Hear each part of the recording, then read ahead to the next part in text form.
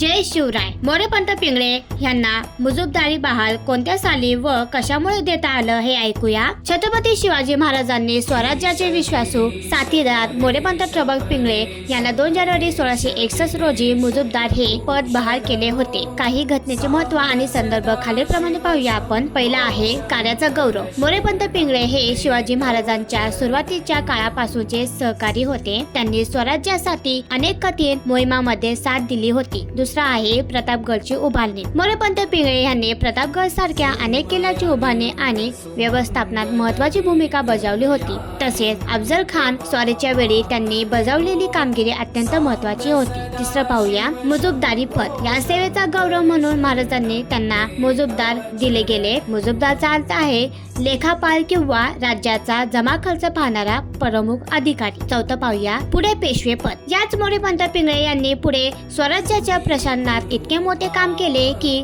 1674 मध्ये शिवराज्याभिषेकाच्या वेळी त्यांना स्वराज्याचे पहिले पंतप्रधान अर्थात पेशवे म्हणून घोषित करण्यात आले. थोडक्यात म्हणजे 2 जानेवारी हा दिवस स्वराज्याच्या प्रशासकीय उभारणीतील एका महत्त्वाच्या व्यक्तीचा म्हणजेच मोरेपंत पिंगळे यांचा सन्मानाचा दिवस मानला जातो. शिवाजी महाराजांनी गुणग्राहकता ओळखून योग्य माणसाला योग्य पद दिल्याचे हे उत्तम उदाहरण आहे.